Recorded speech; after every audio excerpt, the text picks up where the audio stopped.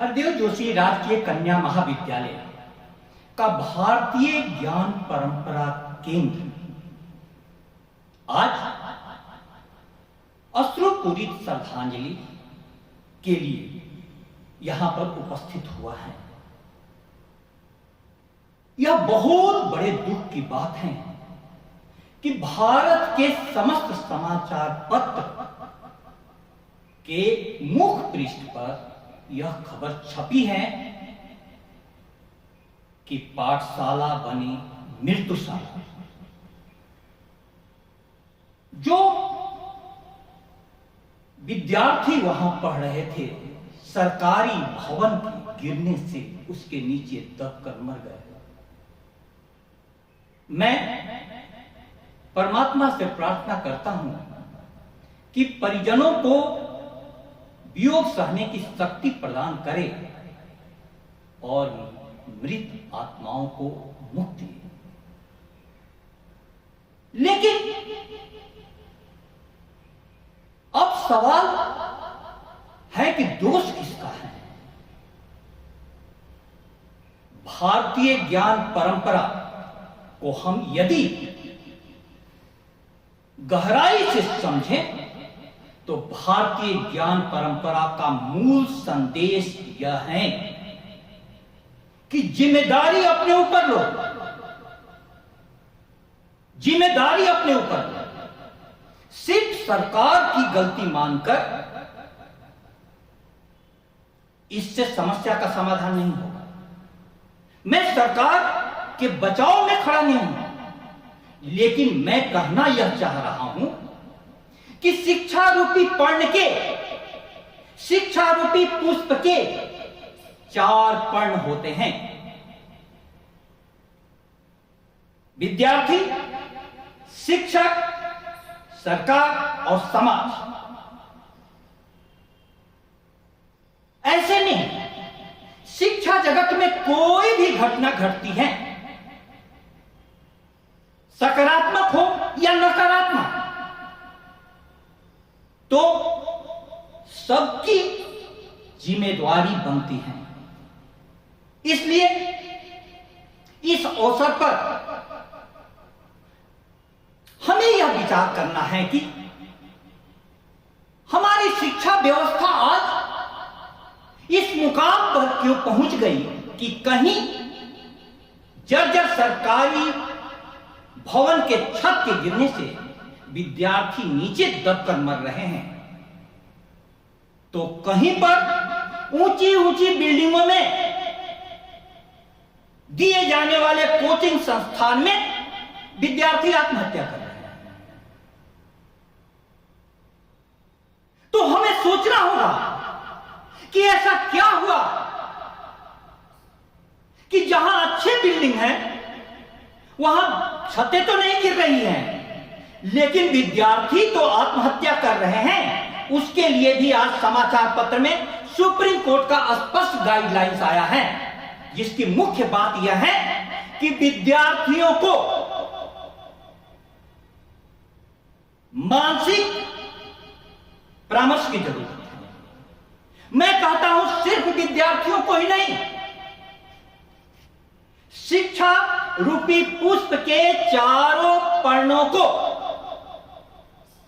अथवा दूसरे शब्दों में हम कहें तो शिक्षा रूपी वाहन के 4 पहियों को, शिक्षक हो या विद्यार्थी, सरकार हो या समाज, सभी को इस पर चिंतन मनन करना होगा। सभी को चिंतन मनन करना होगा। सिर्फ छत नहीं गिरी है, मेरी नजर में शिक्षा जगत की नींव भी हिल गई। क्यों? क्योंकि हम भारतीय ज्ञान परंपरा के मूल तत्वों को छोड़कर यह शिक्षा व्यवस्था चला रहे हैं। एक समय में हमारी मजबूरी थी। मैकाले माइनूट आने के बाद जो भी शिक्षा व्यवस्था हमारे पास आई, उसका मुख्य उद्देश्य यह था कि हमें सरकारी सेवा के लिए ऐसे कार्मिक तैयार करने हैं जो रंग से तो भारतीय हो किंतु मन से अंग्रेजों के सेवक हो। लेकिन अब आजादी के 70 वर्षों के बाद भी, 75 वर्षों के बाद भी हम यदि इस शिक्षा व्यवस्था को परिवर्तित नहीं कर रहे हैं तो दोष हमारा है, दोष हमारा है। राष्ट्रीय शिक्षा नीति 2020 का अध्ययन करने के बाद और उसके कुछ प्रावधानों से मैं इतना आह्लादित हो गया कि हमारी शिक्षा अब मूल की ओर लौट सकती है। भारतीय ज्ञान परंपरा केंद्र की स्थापना हर शिक्षालय में इसलिए की गई है कि भारतीय ज्ञान परंपरा केंद्र के द्वारा हर महीने विषय विशेषज्ञों और शिक्षाविदों और सेमिनार सम्मेलन के माध्यम से भारतीय ज्ञान परंपरा के तत्वों को समस्त संकाय सदस्यों के बीच और विद्यार्थियों के बीच प्रचारित प्रसारित करना है। बहुत प्यारी लाइन है, साख से पत्ता अगर कोई जुदा हो जाएगा, हादसों का फिर शुरू एक सिलसिला हो जाएगा। एक प्यारी कहानी विद्यार्थियों आपके लिए सुनाऊं ताकि आपको समझ में आए। एक मां ने बहुत सुंदर बगिया लगाई थी। बगिया में तरह तरह के फूल खिले हुए थे। अचानक मां बीमार पड़ गई। बीमार पड़ने से वो फुट फुट कर रोने लगी। उसका एक छोटा बच्चा था। बच्चे ने पूछा कि मां तू क्यों रो रही है? मां ने कहा कि डॉक्टर ने कहा है कि 15 दिन तक मुझे अस्पताल में रुकना पड़ेगा इलाज के लिए, और मेरी चिंता यह है कि यह मेरी बगिया मुरझा जाएगी। बच्चे ने कहा मां तू चिंता मत कर, तू अपना इलाज करा, मैं बगिया के एक एक फूल की देखभाल करूंगा, एक एक पेड़ की सेवा करूंगा, एक एक पत्तियों को साफ करूंगा, तू जा। मां के पास कोई चारा नहीं था। मां हॉस्पिटल में भर्ती हो गई। 15 दिन के बाद जब मां लौटी तो अपनी बगिया को देख करके जोर जोर से छाती पीट कर रोने लगी। सारी पत्तियां कुंडा गई थी, सारे फूल मुरझा गए थे, बगिया बेरौनक हो गई थी। बच्चे ने कहा कि मां तू मत रो, तेरी कसम मैंने हर पत्तियों को साफ किया, हर फूल को मैंने पानी पिलाया, पूरी तरह से सुबह से शाम इसी बगिया की सेवा में लगा रहा। लेकिन नहीं पता क्या हुआ, पत्तियां गल गई, फूल सड़ गए। तब मां को अचानक हंसी आ गई। मां ने कहा कि अरे नादान बच्चे, तेरे को ये नहीं मालूम पत्तियां हरी होती हैं, फूल खिलते हैं जड़ों में पानी देने। तूने तो जड़ों में पानी ही नहीं दिया। आज भारतीय शिक्षा के बारे में यदि चिंतन मनन करना है तो इस कहानी को दिल में बिठाना होगा। हम अपनी जड़ों से दूर चले गए। भारतीय शिक्षा की जड़ें कहां हैं? वह जड़ें हैं शिष्य और गुरु के अत्यंत सन्निकट संबंध में। अलग से काउंसलर की क्या जरूरत है? हमारी टीचर क्या कम पढ़े लिखे हैं? क्या हमारे शिक्षकों को परामर्श देने नहीं आता? खूब अच्छा परामर्श दे सकते हैं। हम सभी सरकारी स्कूलों से पढ़ करके आए हैं और वहां पर शिक्षक पढ़ाते भी थे, परामर्श भी देते थे और घर पर जाने पर जिज्ञासा लेकर बहुत अच्छा से बताते भी थे। आज क्या हुआ? हमारे घर में एक छोटी घटना घटी। घटना क्या कहा जाए, हमारे यहां खाना बनाने वाली बाई जी अपनी 2 पोतियों के लिए एडमिशन के लिए प्राइवेट स्कूल में दौड़ रही थी। मैंने कहा कि बाई जी आप क्या कर रही हैं, आप सरकारी स्कूलों में बच्चों को एडमिशन करा दीजिए, फी नहीं लगेगा, कई प्रकार की सुविधाएं मिलेगी। बाई जी का उत्तर सुनकर के मैं आश्चर्यचकित हो गया। मेरे बार बार कहने पर भी उन्होंने बच्चियों को नहीं कराया, जबकि उनकी आय बहुत कम है और निजी स्कूलों की फीस बहुत ज्यादा है। उन्होंने कहा कि सर स्कूलों में खाना खिलाने के लिए और पेड़ लगाने के लिए हम अपनी बच्चियों को नहीं भेज सकते। अब एक शिक्षक समझा कर हार गया, अपनी बाई जी को नहीं समझा सका। इसका मतलब क्या है, हमने कहीं मूल में गलती कर दी। कोई भी अपने बच्चों को विद्यालय भेजता है, महाविद्यालय भेजता है, तो पढ़ने के लिए भेजता है और जीवन निर्माण के लिए भेजता है। और पढ़ाने वाला और जीवन निर्माण करने वाला शिक्षक अब केंद्र में आ गया। हमें यह समझना होगा गलती कहां से हो रही है। अब सरकारी भवन जर्जर था, छत गिर गई, कहीं गलती तो हुई है, लेकिन नींव जर्जर होती जा रही है, खोखली होती जा रही है। यह सिर्फ और सिर्फ शिक्षकों को दिखाई दे रहा है। ऐसा क्यों, ऐसा क्यों?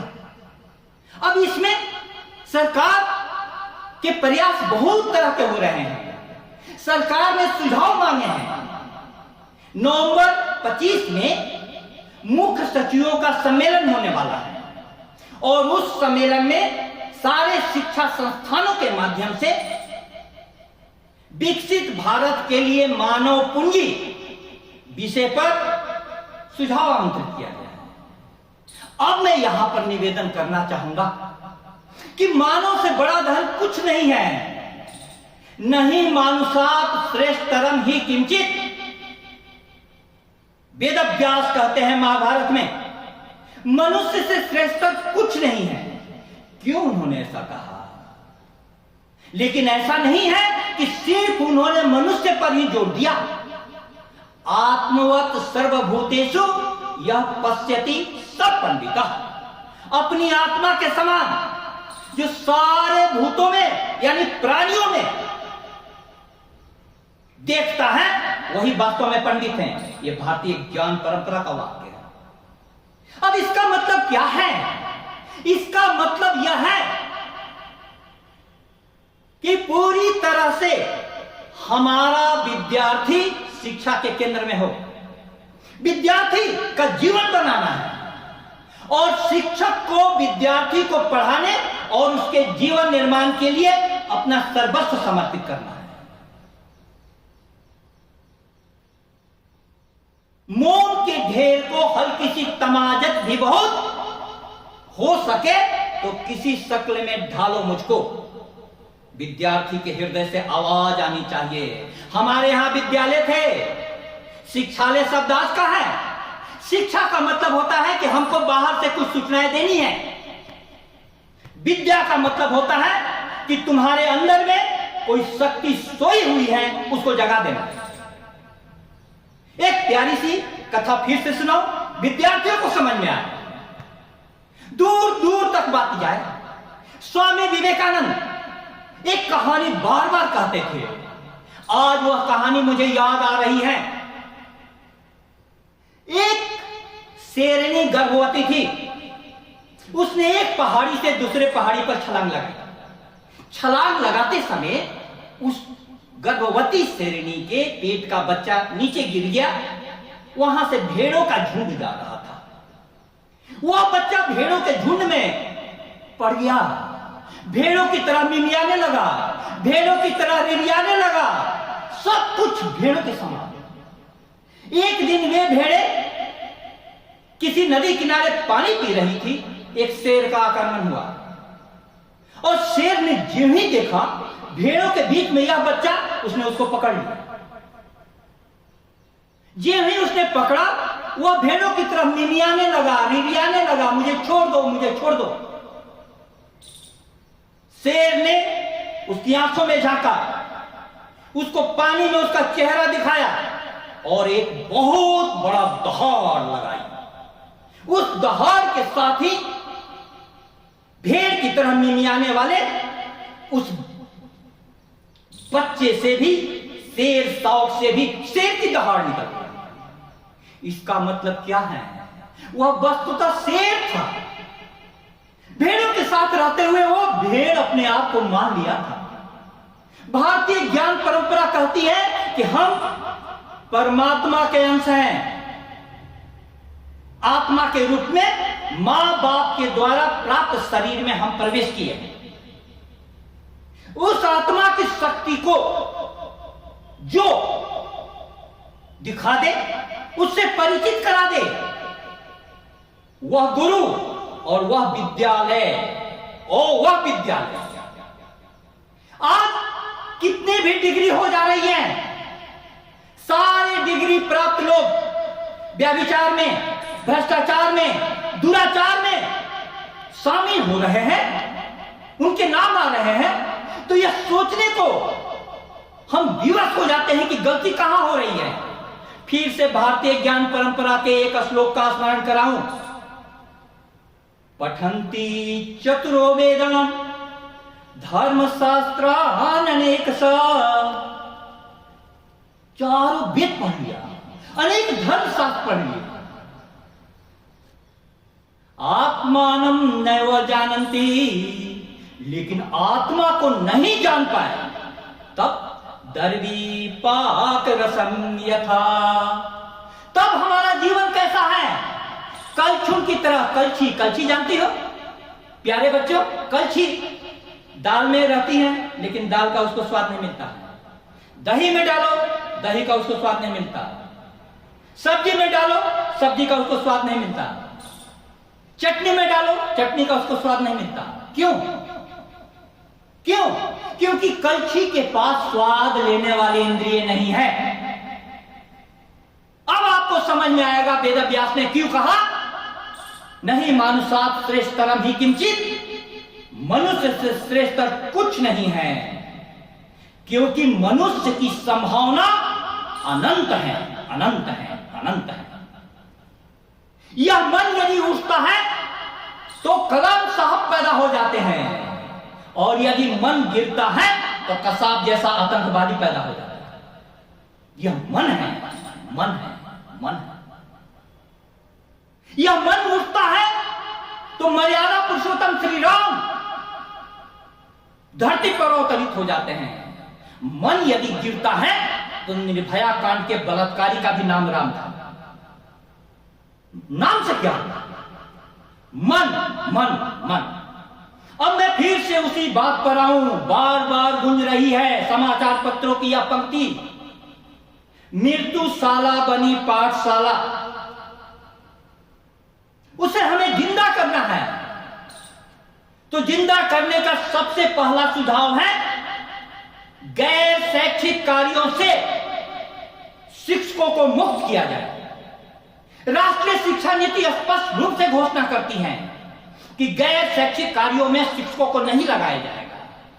हमारी सरकार ने स्वयं नीति बनाई है, हमें उसे व्यवहार में अपनाना है, व्यवहार में अपनाना है। हमारी पीढ़ियां बर्बाद होती जा रही है, लर्निंग गैप बहुत बढ़ता जा रहा है। कई संस्थाएं जो सर्वे कर रही है उसकी रिपोर्ट बताती है कि बच्चों को पढ़ना नहीं आता है, जोड़ घटाव नहीं आता है, भाषा का कोई ज्ञान नहीं है। यह किस कारण से? यह सिर्फ विद्यार्थी और शिक्षक के बीच में बढ़ती हुई दूरी, बीच में आई हुई समाज कल्याण की योजनाएं, जिसके लिए पहले अलग समाज कल्याण विभाग होता था, आज उसको हम इतने पढ़े लिखे, इतने तनख्वाह पाने वाले उन शिक्षकों से करा रहे हैं। यह तो मैनेजमेंट की बहुत बड़ी नादानी है। अब दूसरी बात, समाज की भूमिका बहुत बड़ी होती है। पहले शिक्षा केंद्र स्वायत्त थे क्योंकि समाज द्वारा चालित थे।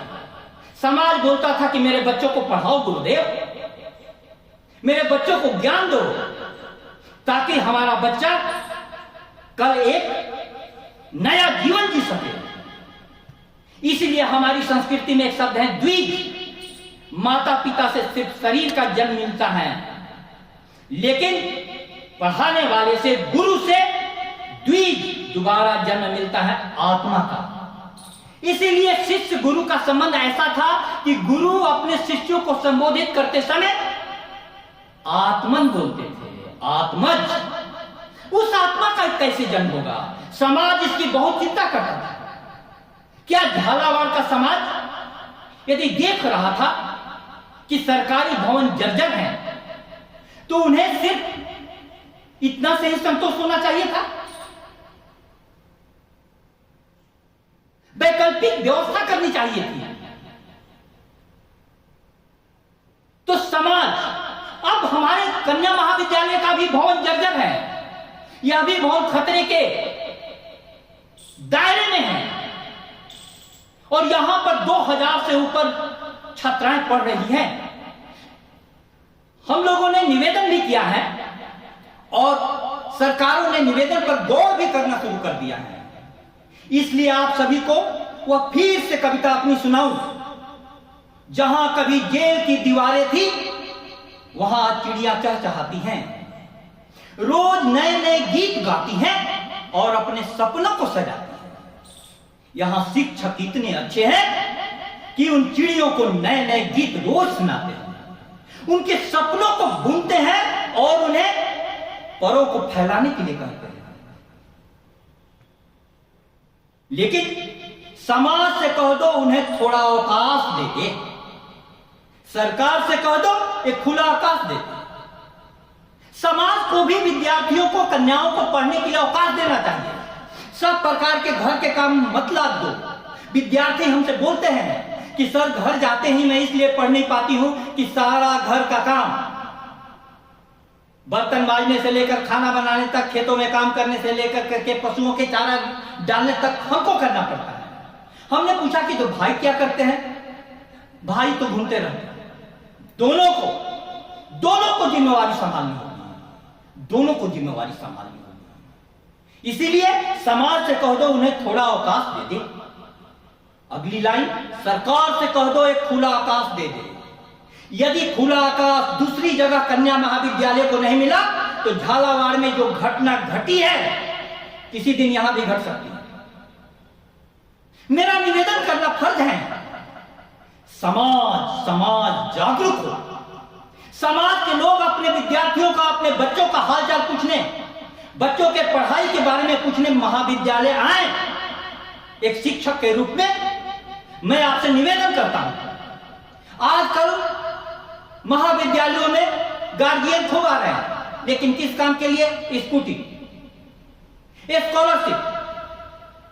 मैं पूछता हूं उनसे, आप मां बाप हैं, बच्चे को सिर्फ स्कॉलरशिप मिल जाए। स्कॉलरशिप किस लिए मिलता है? मेधावी छात्रवृत्ति, मेधा के बाद छात्रवृत्ति। स्कूटी किस लिए मिलता है? ज्यादा से ज्यादा पढ़ने के लिए प्रोत्साहन। उसको तुम साध्य मत बनाओ, तुम्हारी जिंदगी भटक जाएगी। समाज की भूमिका बहुत महत्वपूर्ण है। इसके बाद सरकार कई प्रकार की योजनाएं बनाती है। अब सरकार ने कहा विकसित भारत के लिए मानव पूंजी, आप हमें सुझाव दें। हरदेव जोशी राजकीय कन्या महाविद्यालय से मैं सरकार को सुझाव देना चाहता हूं कि यह बांसवाड़ा शैक्षिक दृष्टिकोण से राजस्थान के सबसे पिछड़े इलाके में है, सबसे पिछड़े इलाके में। बांसवाड़ा की धरती हरी भरी है, यहां के दृश्य, प्राकृतिक दृश्य इतने मनोरम है कि किसी भी सैलानी के लिए स्वर्ग की अनुभूति करा देता है। लेकिन बांसवाड़ा शैक्षिक दृष्टिकोण से क्यों पिछड़ा हुआ है? क्योंकि हम यहां पर बेहतरीन शिक्षकों के प्रतिभा का सदुपयोग विद्यार्थी हित में नहीं कर पा रहे। मानव पूंजी का कैसे निर्माण होगा? हे मन के अंगार, अगर तुम लौ न बनोगे, क्षार बनोगे। देखो क्या कवि कहता है, मन अंगारा है, लौ ऊपर जाती है और छात नीचे जाती है। जो काला बनता है नीचे जाती है। लालटेन जलाते होगे तो पता चलता होगा। हे मन के अंगार, अगर तुम लौ न बनोगे, छार बनोगे। जो न किरण की रेख बनोगे, धूली धुएं की धार बनोगे। हे मन के अंगार, मन की दो ही गति है, या तो मन ज्योति बने। हमारे महाविद्यालय का ध्येय वाक्य क्या है? विद्या ज्योति परम। विद्यार्थियों देखो लिखा हुआ है, विद्या ज्योति परम। विद्या ज्योति सबसे बड़ी है। क्यों परम कहा गया है हमारी संस्कृति में? भारतीय ज्ञान परंपरा को थोड़ा समझिए। दीप जो होता है, दीप प्रकाश करता है तो सारे सामान दिखाई पड़ने लगते हैं। इंसान भी बाहर से दिखाई पड़ने लगता है, बाहर से। लेकिन विद्या ज्योति दीप ज्योति से भी बड़ी ज्योति है, परम ज्योति है। क्योंकि इससे मन के अंदर उठने वाले भाव और विचार का भी पता चलने लगता है। इसीलिए विद्या ज्योति पर। कल एक लड़की ज्योति नाम की आई थी, उसने मुझसे सवाल किया। मैंने कहा तुम क्या कर रही हो? उसने कहा कि सर मैं स्कूल में पढ़ाने जा रही हूं। हमने पूछा कि तुम अपने कितने घंटा पढ़ती हो? बोली कि मुझे अपने पढ़ने का समय नहीं मिलता। तो स्कूल में तुम किस क्लास को पढ़ा रहे हो? दूसरी, तीसरी, चौथी। कितना पैसा मिलता है? 3000 रुपया। हम बोले कि जब तुम स्वयं नहीं पढ़ती हो तो फिर स्कूल में बच्चों को क्या पढ़ाओगे? माना कि कॉलेज में कई प्रकार की, उसने कहा कि सर कॉलेज जब आते हैं एग्जामिनेशन, एडमिशन, कई प्रकार के काम, स्कूटी के काम, स्कॉलरशिप के काम, सभी कामों में शिक्षक उलझे रहते हैं। तो हमारी 3 में से 1 क्लास मुश्किल से होती है, मैं क्यों आऊं? हमने कहा कि ठीक है, ये दिक्कत मैंने मान लिया। मौलिक पुस्तकें तो खरीद सकती हो, अपने से तो पढ़ सकती हो, पासबुक खरीद करके पढ़ रही हो, थोड़ा बहुत मोबाइल से पढ़ रही हो। अब भारतीय ज्ञान परंपरा क्या कहती है? यह ध्यान देने के योग्य है।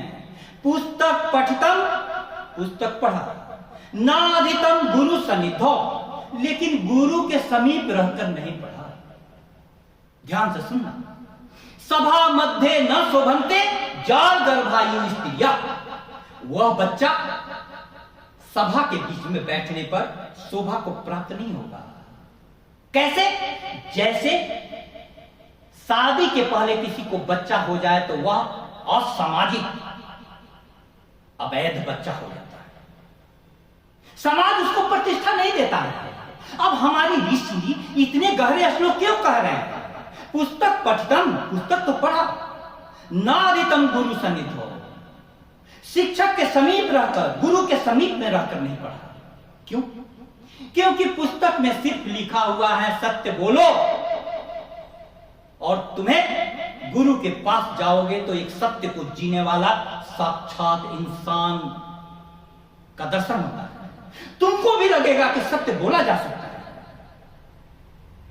सत्यम वदा धर्मम चर, धर्म पर चलो।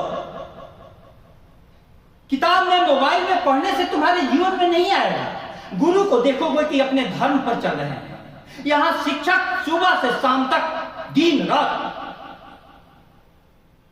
विद्यार्थियों के हित के लिए लगे हुए हैं। मैं 27 सालों से शिष्य गुरु संवाद केंद्र चला रहा हूं। मेरे पास ऐसे विद्यार्थी आए जो उस कॉलेज में, गोविंद गुरु कॉलेज में मैं था, तो तीनों क्लासेस रेगुलर चलती थी। 1 घंटे की क्लास 1.5 घंटे भी हो जाता था, कभी कभी 2 घंटे भी हो जाता था। उसके बाद भी विद्यार्थी रविवार को भी अपनी जिज्ञासा लेकर के मेरे पास आ जाते थे। सुबह में 6 से 9 बजे तक चर्चा चलती थी। उन विद्यार्थियों के साथ रहने से मुझे सीखने को मिला। आज नए नए विषयों पर विचार दे पा रहा हूं, तो इसमें किसका योगदान है? शिक्षा के परिवेश का। तो मानव पूंजी का निर्माण के लिए, विकसित भारत के लिए मानव पूंजी का निर्माण हमारा सबसे परम ध्येय होना चाहिए। और उस निर्माण के लिए सूत्र क्या है? विद्या ज्योति परम।